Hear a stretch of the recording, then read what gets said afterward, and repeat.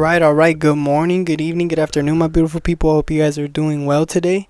I did say I was gonna do a double upload. I'm cooking. I'm coming back with some more heat. Today is actually the 10-year anniversary for Good AM, which is one of my favorite Mac Miller albums, and I think it's so dope because it's one of his, I think, well-rounded and I think best records in my opinion when it comes to like no skips. I know there's more albums such as like Swimming or Faces which have a lot more bangers, but I think consistently this one has a lot more hits in my opinion. Yeah, like this one is so awesome because this one was right immediately after Faces, and this is his third studio album, which I think is so dope because he's already a well established album. I think I already showed you guys a few videos back, but he was already doing stuff such as like Blue Slide Park, which was his first debut album. A lot of people didn't like it for some particular reason. They categorized him as a frat rapper, and then he kind of took it to heart to where he wanted to release more experimental stuff. So I think it's so dope because you see his experimentation with things such as like Macadelic or watching movies with the sound off. And I think it's so dope because I wrote it down right here that it was released immediately after the 10th mixtape of Faces.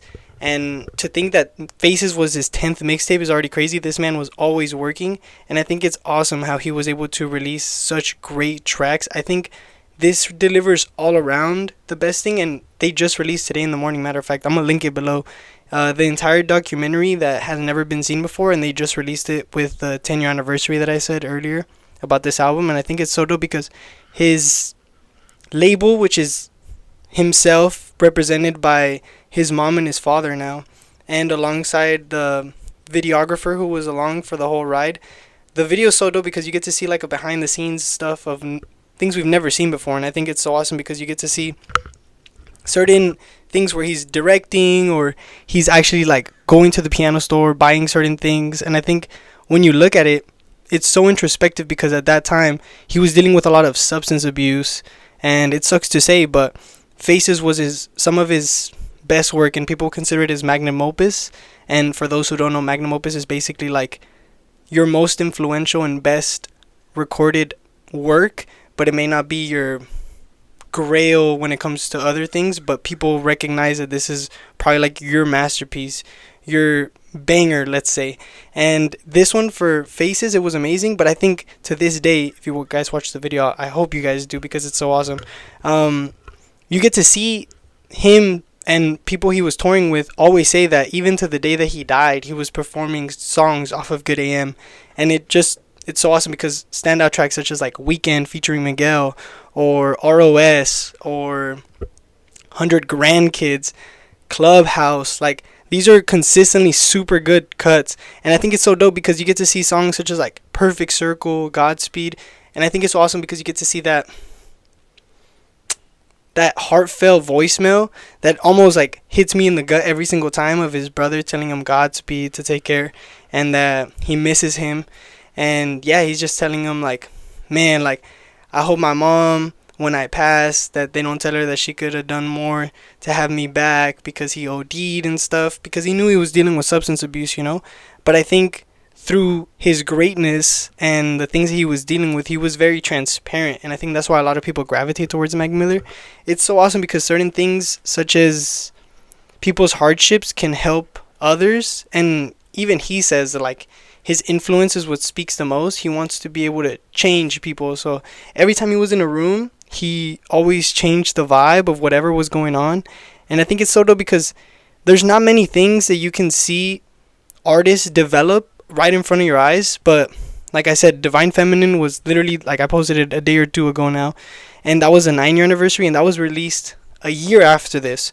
So you can see the progression not only within a matter of 12 months, let's say 18 months, but you can see his progression when it comes to certain topics, you know, whether it's his family or substances, music, the way he's approaching life, certain hardships. I think it's so dope because as I'm growing myself, and a lot of people do as well, when they listen to music in the past, they re-listen to it afterwards, and I think it hits different because you have certain experiences that you've lived through or hadn't lived through before, but now it's more meaningful because it has certain I don't know, certain ring to it nowadays where it just hits different. So yeah, it's so dope. Man, if I had to recommend certain things for people, I would say brand name is probably one of my favorites off of the entire thing. And yeah, it's so dope because if you really think about it, Mac Miller produced most of this stuff before he turned, let's say, 25. And this is entire discography that's like timeless. I don't know how it is that he was cooking up in the studio so well, but it's cool that he's able to get certain features such as like Absol or The Weekend with Miguel, I think is like the standout track of this, and it was released as a single, matter of fact. Or Cut the Check featuring Chief Keef. He always was trying to give back to the culture, whether it be with the soulful stuff with Miguel in the back end, or having Chief Keef with like that hard hitting with Break the Law as well. I think it's so dope. I could ramble on and on about him, but yeah, I just wanted to get on here, say my praises.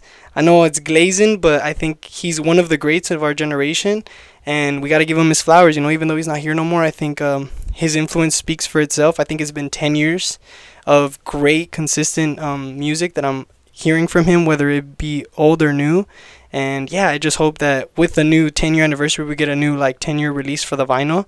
And hopefully they release certain tracks that hadn't been played before. I don't want to say any names because I don't want to get hyped up, but there are a lot in the vault. So real Mac fans know that there's a lot that they can do, and I hope that they can do as much as they can, you know. So yeah, I really appreciate you guys tuning in. It's just a little geek fest. Happy 10 years to Good AM. If you guys have never heard this album, or if you guys need a Mac album to start with or something to listen to, I definitely recommend this one. I highly recommend certain tracks such as like ROS, Ascension, Jump. I think those are great tracks to start off with. And yeah, like, thank you guys so much for all the continuous support and all the comments and the feedback. I really appreciate it. Thank you guys for liking, commenting, subscribing, all of that stuff. And yeah, thank you guys. I'm gonna try to keep this up. Hopefully I get more free time. Right now I'm about to go to class, so I just wanted to get this done. And yeah, thank you guys so much. Really appreciate it.